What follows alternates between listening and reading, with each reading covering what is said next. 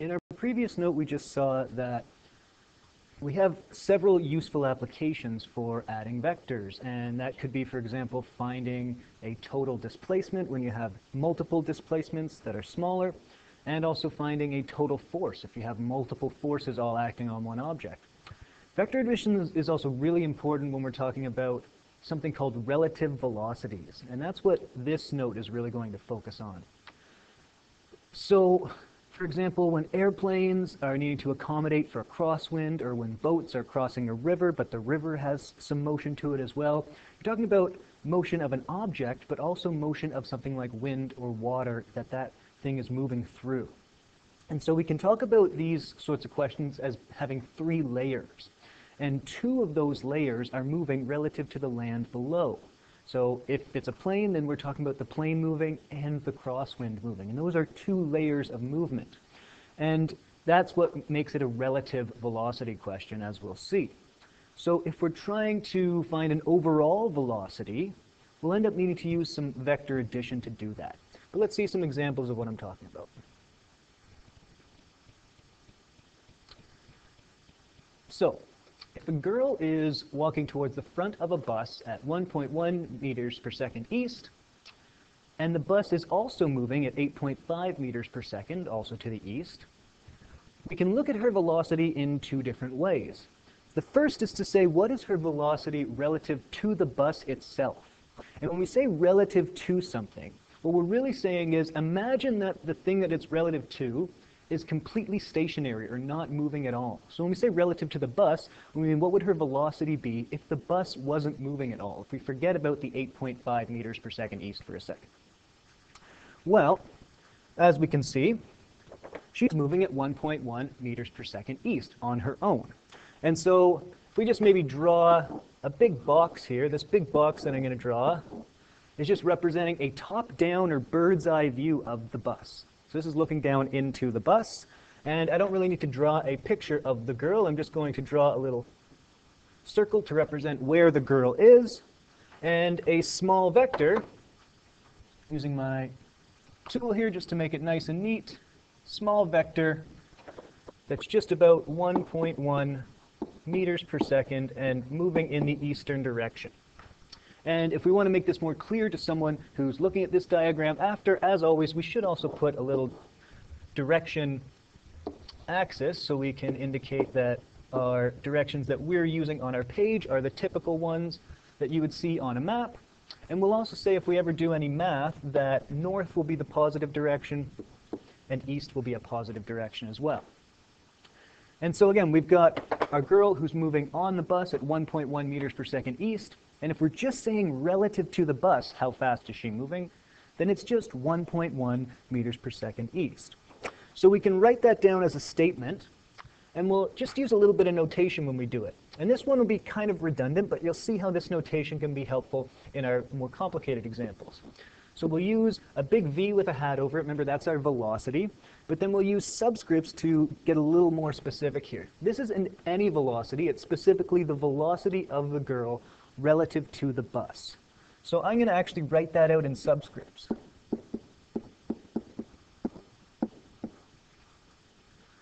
V girl to bus, or velocity of the girl to the bus. Well, really a simpler way I could say that, though, is it's really just the velocity of the girl all on her own. Whatever her velocity is relative to the bus is the same as just her velocity all on its own.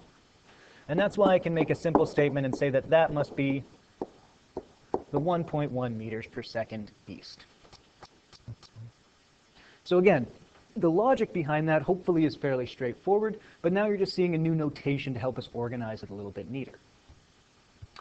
It's in part B that we really get into this concept of multiple layers. So now we're looking at how fast is the girl moving, or what's her velocity, relative to the ground itself. So I'll start in a similar way with my diagram. I'll draw a nice big box to represent a top-down view of the bus.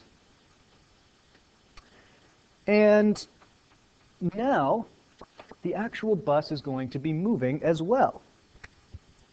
And so the girl is on the bus, and I'll start by drawing a vector to represent her velocity once again.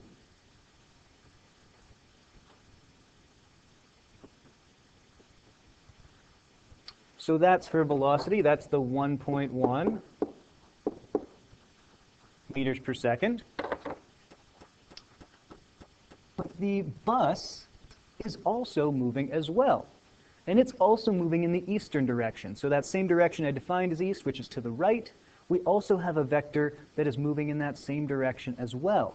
And so both of those velocities are going to combine together. We are literally going to add the two velocity vectors together. So we're adding vectors. And when we add vectors, we know that we do that tip to tail. Even when they're in the same direction, we still need to realize that we start from the tip and we line up our tail of our new vector with that. And actually, I'm going to erase mine and make it a little bit longer.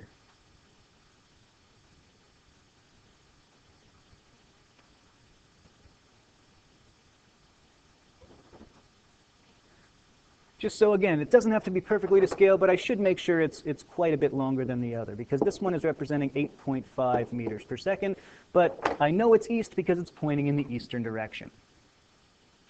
And so what I'm seeing is that truly they are a mathematical combination of both of those velocities put together. And so I can make some similar statements to what I said before. But now I'm going to write out the velocity, not of the girl to the bus, but of girl to ground.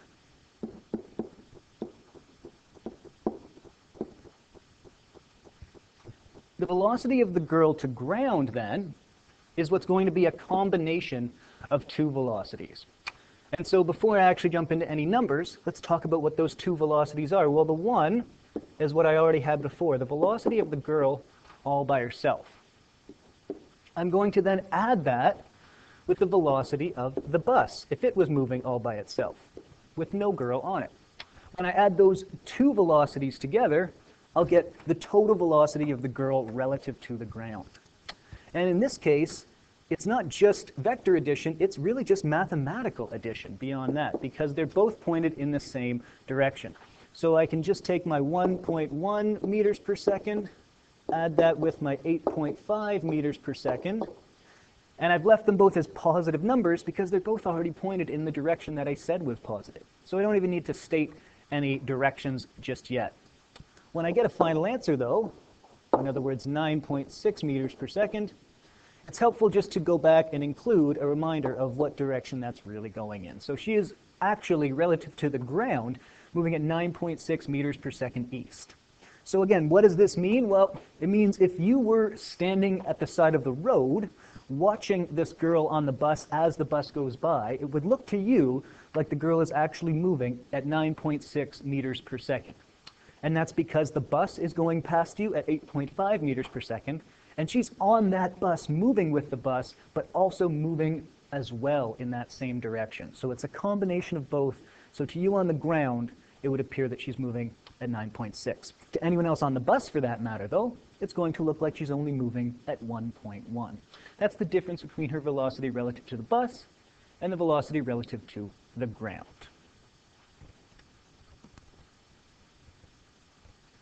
So with example 2, now the girl wants to move from one side of the bus to the other. The bus is still going to be moving at 8.5 meters per second east, but now the girl is moving actually towards the north at 0.5 meters per second. So again, we should have a little direction axis to remind us what our directions mean when we draw them out in our diagram. And north and east will still be what we call positive directions. And I will draw a big bus to represent our top-down view of what's going on the bus. And the bus, in reality, is moving towards the eastern direction, but she is moving across the bus from one aisle, or across the aisle, I should say, from one side to the other. So if she's moving at 0.5 meters per second north, I can draw a little picture of her maybe down at that side of the bus, and then just draw a short vector. I'll make it probably a little longer than it would honestly be to scale, just so you can see it a little bit easier. But that one there is going to represent her velocity relative to just the bus. Oops. So that is 0.5 meters per second. And when she's moving that way, she's moving to the north. So her velocity relative to the bus, well, it's a similar statement to example 1a, when I can say velocity of girl to bus is really just the same as the velocity of the girl herself. If there was no bus at all, if she was just standing on the perfectly stationary ground and moving this way, it would look like she is moving 0.5 meters per second, and I've run out of room, so I'll put the direction underneath, to the north. So very straightforward based on what we had before. Where this gets a little bit more difficult is we're now going to combine them together, because if we want her velocity relative to the ground, remember now we've got both of our layers moving at the same time. So we draw our bus once again, and these vectors won't be perfectly to scale, and they won't even be that roughly to scale, just because, again, I want the 0.5 vector, even though it would be very small, I'm going to draw it a little bit bigger, just so we can clearly see the difference between the two vectors. But it will start in a very similar way. So she is down maybe somewhere over here on the bus, and one vector will represent her northern direction as she tries to move across from one side of the bus to the other. But then we still have a vector that's representing the velocity of the bus itself. So if it's being combined with the first, we add it tip to tail. So I start from the tip of that one, I connect the tail of my new vector, and now I've got those two added tip to tail. Now if I want to actually come up with a total vector, though, that represents the full relative velocity, I need my answer vector, or my resultant vector, that would happen when I add those two together. It's not as simple as just adding the numbers together. I need to actually draw the new vector that connects them. Well, the new vector that connects them, once again, goes back to the original starting point and finishes at the final ending point. That is the final answer, or the sum vector that you get when you add those two vectors together. So once again, just to label, this is my 0.5 meters per second. This one is my 8.5 meters per second. And this third one is going to be the velocity of the girl relative to the ground.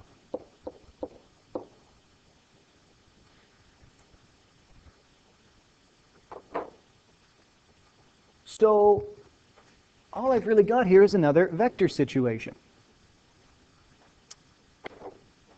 And I've also got an angle inside here, which I'll call theta, that's going to help me state the direction of this vector as well.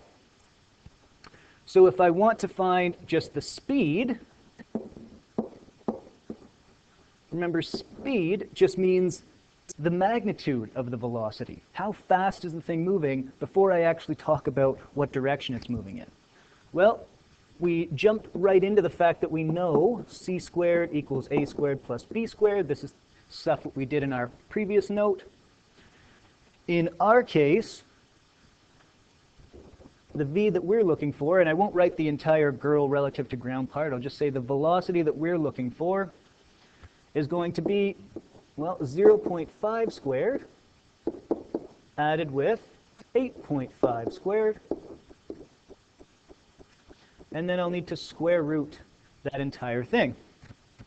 When I do that, I get about 8.51.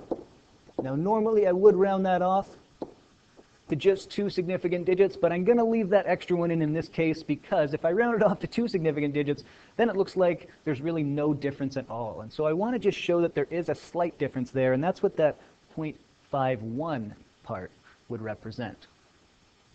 Now that's the magnitude of the velocity, or in other words, that's the speed that it appears she's moving at, but it doesn't really say what direction she's moving in just yet.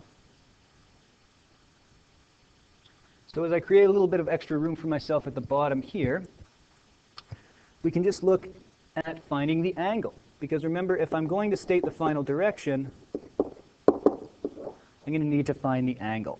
And I can remind myself that tan of theta is always equal to opposite over adjacent. And so what that really tells me, and this is sort of the shortcut that you can jump to, if I'm looking for theta on its own, I know it's going to be tan inverse of something. Specifically, in this case, it'll be tan inverse of my opposite side to the angle, which is the 8.5, divided by the adjacent side to my angle, which is the 0.5. And when I divide those and do tan inverse all in one step, if your calculator can handle that, I get approximately 87 degrees.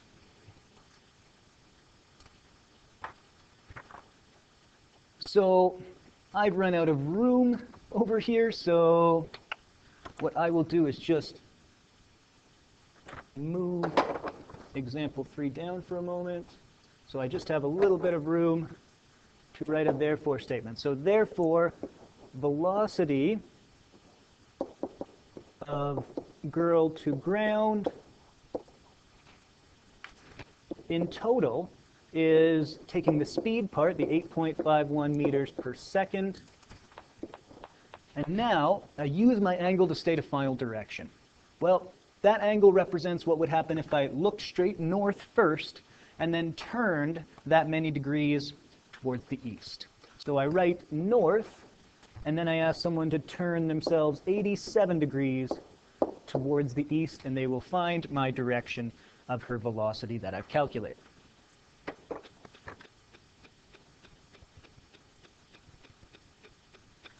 Another common example is a boat moving on the water, as I mentioned at the start.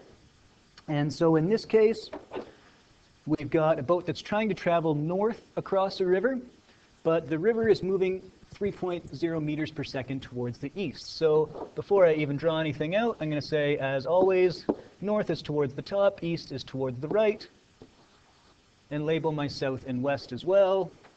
North will be positive and east will be positive. And now I can draw myself a little picture. These squiggly lines are the two banks of the riverbed that I've drawn. I've got someone who is starting over here at the south edge of the river, and they are trying to move north across the river. But the river itself is moving to the east. So there are a couple vectors I can draw to start with. I can first draw a vector to represent what the boat is trying to do. The boat is trying to head straight north. So I can draw a vector that represents the boat trying to head straight north. That is what the boat is pointed towards and moving towards the entire time. But the entire time that that boat is doing that, the river is doing some work as well. The river is moving at 3.0 meters per second towards the east.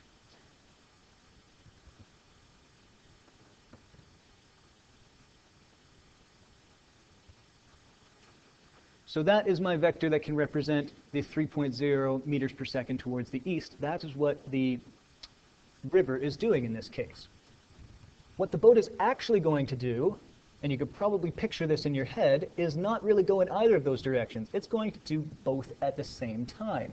So it's going to actually move on an angle and essentially move in that direction. It's going to try and point north, but as it's pointing north and moving north the entire time, it is also getting pushed towards the east, so it'll move in kind of a northeastern direction. That should make some logical sense, and now we'll try and map it out a little more mathematically. So once again, this is my 5.5 meters per second. Up top is my 3.0 meters per second. And this one here is my velocity of the boat relative to actual shore. And so now instead of even writing out full words, I'm using B to represent the boat and S for shore. So that's velocity of B to S. While I'm thinking about the notation then, I can actually write out a little statement to represent that. So really what I'm doing, if I want the velocity of what I'm calling B to S, boat to shore, well, what I've seen is that I'm adding tip to tail here. I'm adding the velocity of just the boat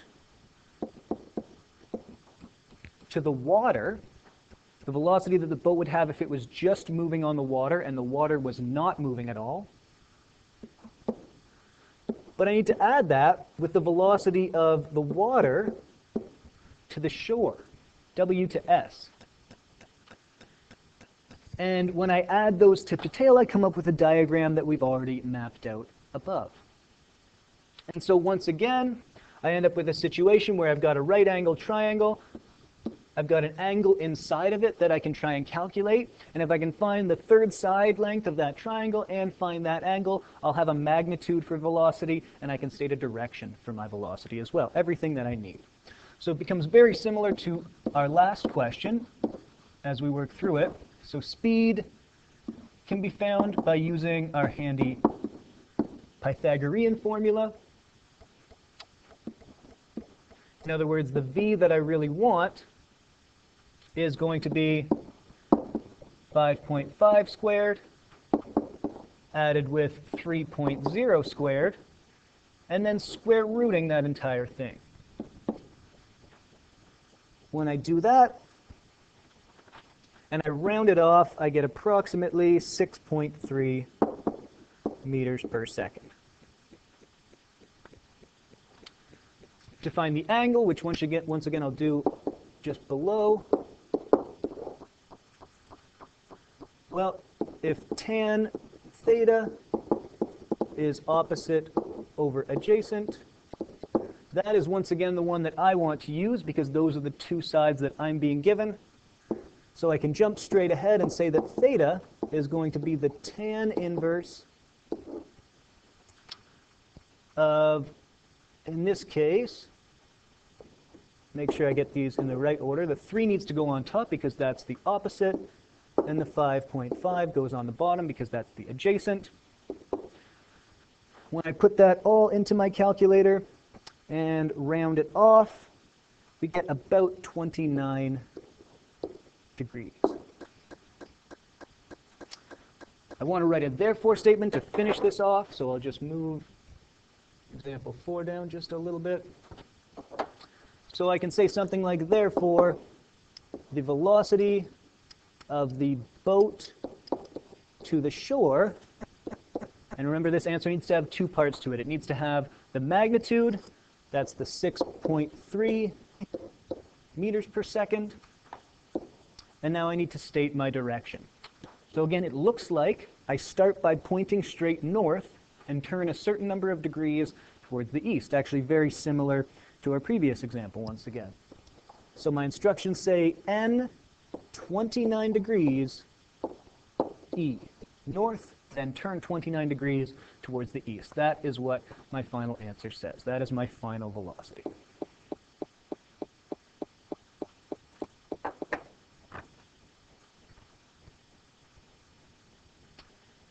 And in example 4 here, we're going to use a lot of the same information and assume that it's the same boat from example 3 that wants to travel straight across the river. And the maximum speed the boat can go is the same. It's still going to try and move at 5.5 meters per second. And the river's still moving at the same rate. But now if they know they have to get straight across the river, what angle would they need to point at to make sure they actually go straight across? So once again, I'll just quickly make sure we have our directions laid out for anyone else that is looking at our solution. And let's map this out a little bit. So there are my 2 banks of my river. But now let's think about the start and the ending point. So that is where the boat is starting, and this time they have a definite ending point in mind. They need to end up straight across the river. There's a couple things happening here as we saw. First off, the river is moving, and that's a very important thing to keep in mind. So we should first make sure we have a vector in there somewhere that represents the river moving. And it actually doesn't matter, remember, which order we put these vectors down in. We can add them in any order we want. So I'm going to draw the river vector first. And maybe just to make it a little bit easier to see, I'll do all of these in red this time.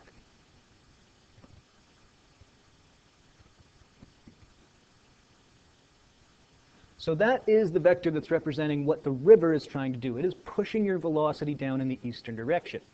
But now the person driving the boat needs to make sure they get straight across to the other side. And so their final target needs to end up at the second dot on the northern edge that I just created. And so however my second vector adds tip to tail, whatever angle it goes at, just needs to be at an angle that will arrive at the opposite edge that I'm targeting.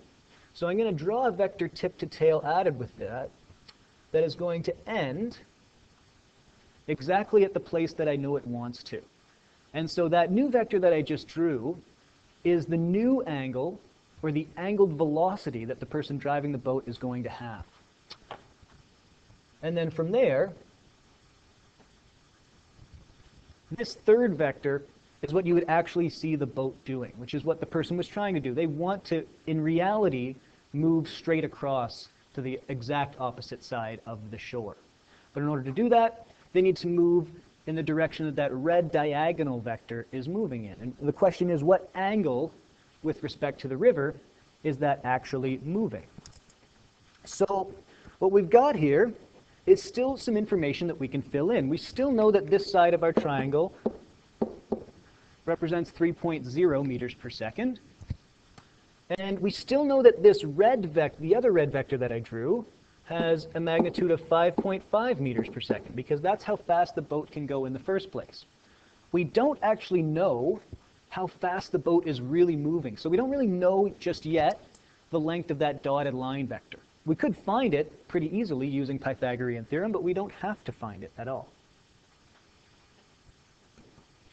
What we are trying to find, though, is this angle. If we can find that angle, we'll know how the boat needs to turn with respect to the river.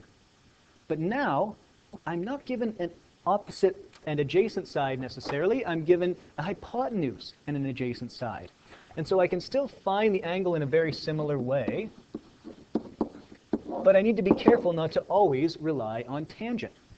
The one that uses adjacent and hypotenuse in this case is going to be cos. And so the cosine of the angle that I want, remember, is always going to be the adjacent divided by your hypotenuse. So in other words, theta I can easily find by doing the cos inverse of adjacent over hypotenuse. You can remove that step in the future. I'm just making sure everyone can follow where I'm going with this. My adjacent is 3.0. My hypotenuse in this case is 5.5.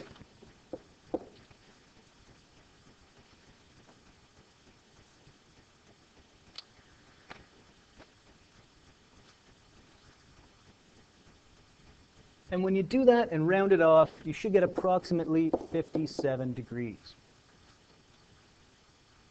And so what we see is that, therefore, the boat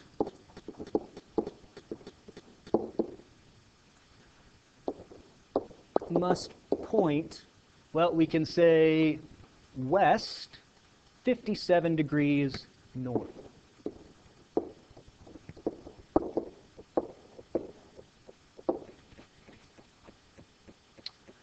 The final two examples we'll take a closer look at in class, but I'd encourage you, using what you know so far, to try and do them first on your own, and then we'll take them up and see them in greater detail as we go through them in class.